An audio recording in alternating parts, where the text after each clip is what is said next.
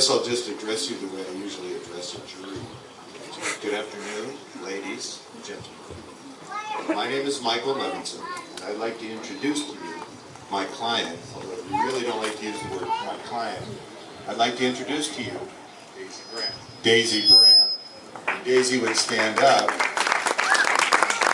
then I might do some voir dire and eventually do an opening statement. The opening statement that I'll give you quickly is, sometimes doing the right thing turns out to be the right thing to do. I got a call from Daisy when I was working in another law office for another attorney. I've since taken on my own practice. And Daisy was describing her situation. It was all the way up north. It sounded very complicated. My office is in Los Angeles, although I like to get to Northern California as much as I can. I used to live in the Bay Area. So she described the situation, and somewhere in there she mentioned she was from Iowa. And I went, oh, you should speak to Jennifer. That's Jennifer Reeder, my legal assistant. Because Jennifer is from Fairfield, Iowa. And in any event, they got together, they discussed it. Daisy made an appointment to come meet us when we were going to be in Oroville on another case. And I really didn't know what to expect. And what I saw essentially was like a Catholic schoolgirl walking into our attorney conference room with her books across her chest. She had a little skirt on. She sat down just as dainty as you please and started telling us her story. And before we left, there was just no choice. We were going to do this case. It was really Jennifer and I not letting the boss know about it. And eventually, we went to a preliminary hearing. We walked in ready to go, substituted in that day. And the issue primarily was whether she and Jayme, we'd formulated a plan. Jayme was going to represent himself. I'm representing Daisy. And then we can work as a team because we're co-counsel. And Jayme was smart enough to agree. And thank goodness he did. We went to a preliminary hearing where the issue was whether they'd endangered their children by virtue of having perhaps some raw cannabis around the house.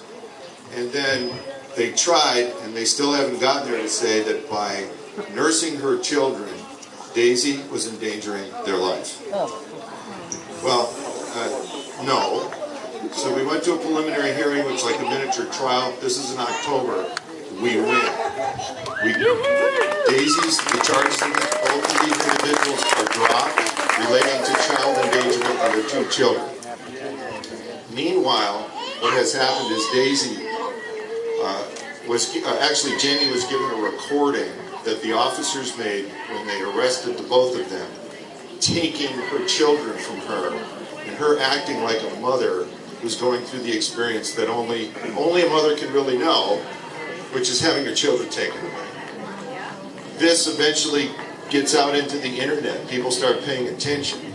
I'm thinking to myself, I don't know if I can deal with this, but I knew this much. There was no way that we were going to do anything but do everything humanly possible to clear these two people. So, we're going along, and her children are still taken away, but eventually, after several months, they're returned. She's allowed to use medical cannabis while she has them if she chooses, although there's some other reasons why she might not. And now the entire child protective service part of the thing has been entirely closed. The reason this is so important.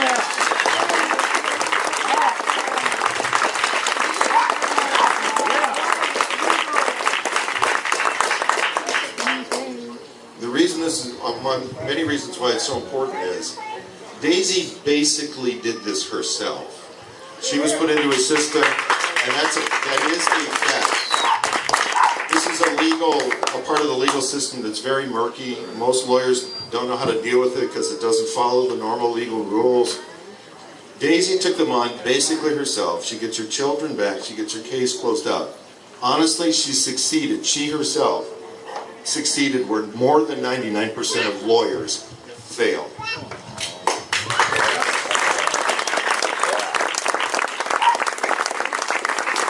And I'm almost done, but one of the things that really struck me was Daisy was told by, presumably well-meaning people, you know, if you just give up the boyfriend, give up the cannabis, basically do what they tell you, then maybe in 6 months you'll get your children back. Hell no!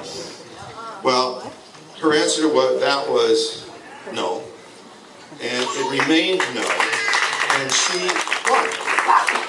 Now, the reason that, what really struck me about it is, somewhere along the way, Green Aid and Ed Rosenthal found out about this case. Angela was kind enough to meet with me. One thing led to another. We were lucky enough to have Ed working with us on this case, which is, what's that? It's humbling. And he has come up with a couple of ideas, one in particular that may be the door out of it entirely on the child endangerment charges, which they have now refiled, and we're halfway through a preliminary hearing on those. So, what I'm really saying is, when I heard about the full details about Ed's case and how he wouldn't take what they were going to give him and go away, when it was really perceived an entirely different way, I think, by many people, it was no one belongs in jail for marijuana, not even for marijuana.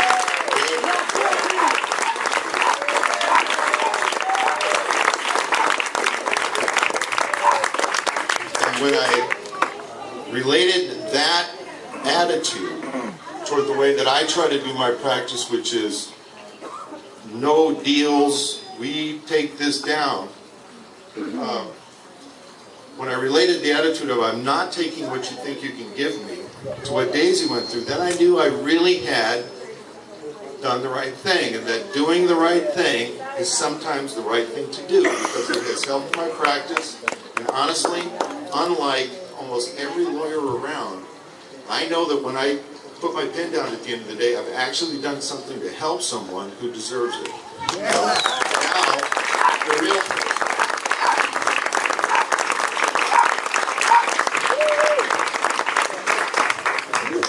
I just first of all want to thank you all for being here. Just seeing all of the faces here is really humbling. Jayme and I moved to Butte County and we didn't know anyone, and we very easily could have gotten lost in the shuffle and disappeared off the face of the earth, and our children could have ended up sold for $8,000 a piece and ended up with some random family somewhere. Very easily, very, very easily. And so to be where we're at now and have our kids back and to see the support is really humbling.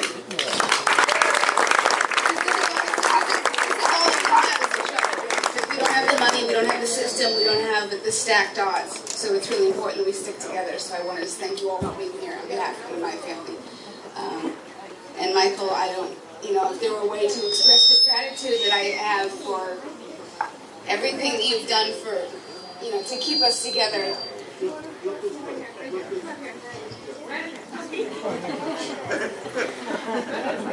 Okay, I'll not move. So they came to our house after a compliance check, and they said everything's great, good luck with the baby. They came back 3 weeks later and kicked in the doors, and they pulled my 28-day infant out of my arms, and my 15-month-old was in the next room listening. And they drug us off the mountain. They sent us to jail for cultivation of marijuana and possession of marijuana for sale. And they found some tinctures, and that's a charge that they call that manufacturing of a controlled substance other than PCP. So that's the same charge you get for a methamphetamine lab. And then they thought they'd make it really interesting and throw some child abuse charges in there. So our bail was $500,000 and $250,000. Which is more money than you could ever possibly hope to have to post for bail. So when I say that it's easy that we could have disappeared, it really is easy that we could have disappeared. And that didn't happen. So I started doing research when this was, they take your kids away, you're going nuts. Your husband's in jail, your kids are gone, you've lost everything, you're just like a crazy person. So I started doing some research, and I found out that children in Butte County are worth roughly $8,000 a piece to the county if they're adopted out. And the way that the incentive funding structure works is if they adopted out 50 kids in 2011, in order to get the funding they need for 2012, they need to hit 50 and above. So there's this constant need to not only hit the marks from last year to get to above and beyond that. So when you're talking in a county where the poverty rate is like 26%, you can imagine how the schools are and the education and how easy it is for poor people to get their children taken and sold to rich people, because that's essentially what's happening. And the education system contributes to people operating under, you know, this whatever. Michael said, like, we'll just do whatever you're told and you'll get your kids back. A lot of people said, well, obviously the pot means more to you than your kids do. And I said, well, not only are we guardians of our children's well-being, but we're guardians of their rights. And if I just put my head down and step in line, how can I even look my kids in the face once I compromise that?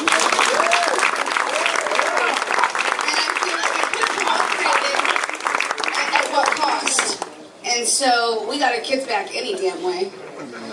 So and they closed their case on us because they couldn't say that we were drug addicts, and they couldn't say we were shitty parents, and they couldn't say we were lunatics, and they really just didn't have much to say about it. So we made so much goddamn noise and got so many people paying attention that they just wanted us to go away. So this works. I've seen it work. It really works.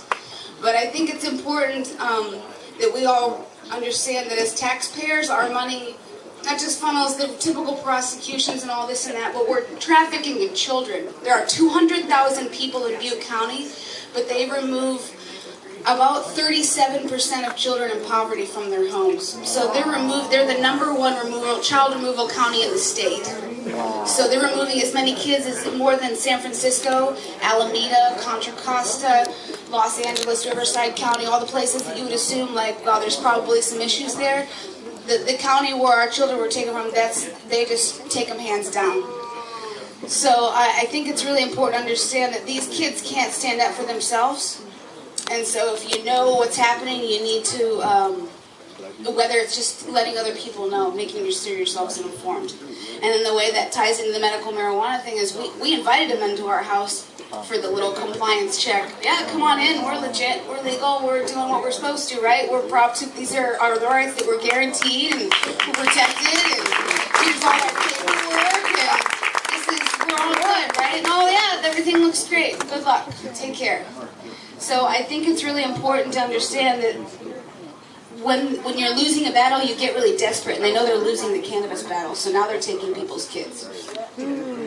And so it's not just about me and my kids and our mountain and how we were living. It's about the fact that if you like smoking a joint down at the park and not get fucked with, then you need to get involved in every aspect of what's going on. Because they're stealing our children.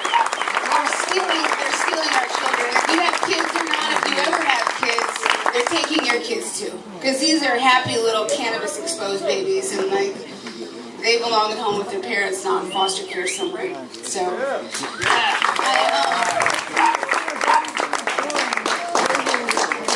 I just want to, again, I want to thank you guys so from the bottom of our hearts. I cannot convey to each and every one of you, and I wish that I could, how much your being here means.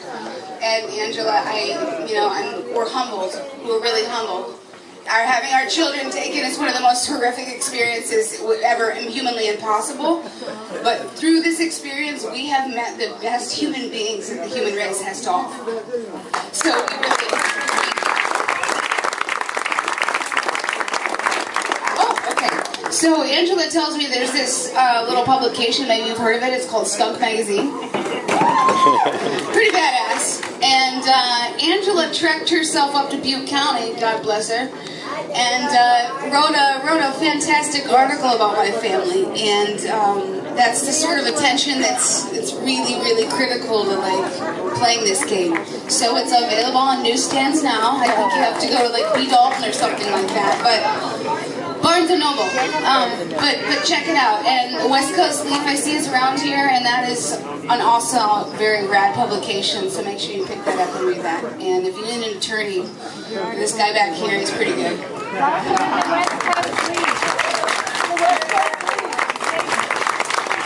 we have one more speaker, and then we can all get back to the party.